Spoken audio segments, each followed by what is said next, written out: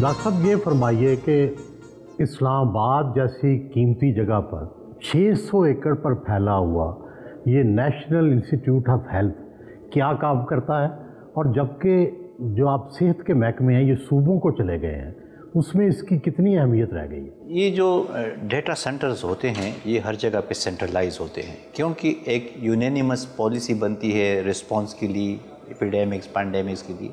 तो ये जो नेशनल इंस्टीट्यूट ऑफ हेल्थ है ये हमारा डेटा हब है, ये सेंटर ऑफ एक्सीलेंस है पब्लिक हेल्थ इमरजेंसीज़ के लिए, जहाँ पे सारे मुल्क से डेटा रियल टाइम में आता है। ये पहले नहीं था? ये पहले नहीं था, ये अभी निगरान दौर में बना। IDSR इन्होंने शुरू किया था, हमने इसको कंप्लीट किया।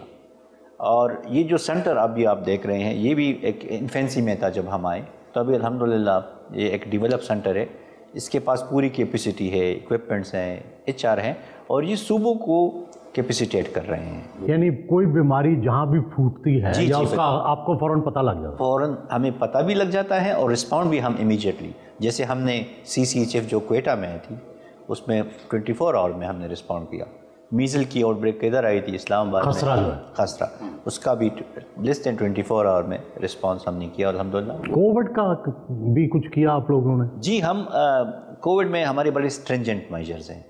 हमने जैसी ही JN1 की वो आ गई न्यूज़ के इंडिया में इसका आउटब्रेक हुआ है और केसेस बढ़ रहे हैं, तो हमने ये एज्यूम कर लिया कि चूँकि इंडिया की ट्रैवल गल्फ़ के साथ है और गल्फ़ की फिर हमारे साथ ज़्यादा है तो ये इधर आनी है, तो हमने एक्टिवेट किया अपना सिस्टम इधर भी, और एयरपोर्ट जो पॉइंट ऑफ एंट्रीज हमारे हैं हमने थोड़ा सा उस पर आउट ऑफ द वे भी, क्योंकि हम बड़े सेंसिटिव है इसके बारे में, तो हमने एक तो जो सिम्टोमेटिक केसेस हैं उनकी इन्वेस्टिगेशन होती है एयरपोर्ट पे, उनको सेग्रीगेट किया जाता है, फिर इन्वेस्टिगेशन हो जाती है फॉलो। हमने जो नॉर्मल केसेस थे यानी 2% हमने नॉर्मल इधर से रैंडम इधर से, ताकि ये ख़तरा ही टले कि इस तरह की एक फ्लडिंग ना हो केसेस की। फिर भी केसेस आ गए इधर, अब 46 के करीब पेशेंट्स, लेकिन हमने रिस्पॉन्ड बड़ा अर्जेंटली किया, उसको ट्रेस किया सर, कम्युनिटीज़ में उनकी जाके फैमिलीज़ में इन्वेस्टिगेशन करवाई, उनको आइसोलेशन में रखा और वो फैलनी नहीं दी। आपका ये जो अदारा है ये वैक्सीन भी बनाता है, लेकिन अक्सर हम सुनते हैं कि कुत्ते के काटने का मामला हो या सांप के काटने का मामला हो, उनकी वैक्सीन अस्पतालों में दस्तयाब नहीं होती, फिर वजह क्या है? अच्छा, इधर जो वैक्सीन मैन्युफैक्चरिंग कैपेसिटी थी वो आहिस्ता आहिस्ता इरोड होती गई और अभी बहुत ही मिनिमम पे है, जिसके लिए हमने एक कंसोर्शियम बना लिया, उसमें नेशनल और इंटरनेशनल पार्टनर्स हैं और ये पब्लिक प्राइवेट पार्टनरशिप के तहत चलेगी।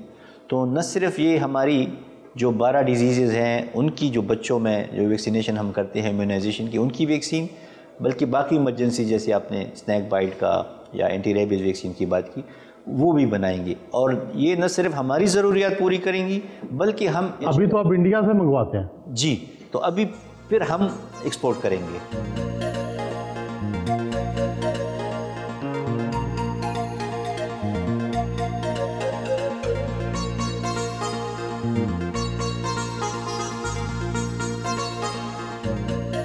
जदीद मोबाइल लैब देखने आए जिसमें टेस्ट सैंपल के ज़रिए फौरी रिपोर्ट फराहम करने के लिए जदीद मशीनरी लगाई गई है।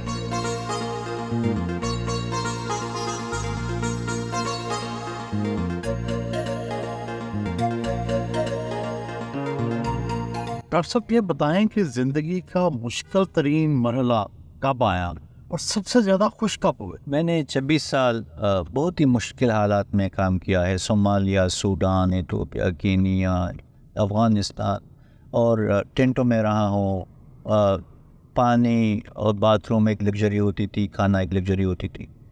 तो मेरा ये ख्याल था कि शायद वो पैच अभी गुज़र गया है, और मैंने चूँकि बहुत मेहनत की है दुनिया में और पाकिस्तान में मुख्तलिफ़ मुश्किल जगहों पे, तो शायद मैं मिनिस्टर बन के कुछ ये आसान पैच होगा।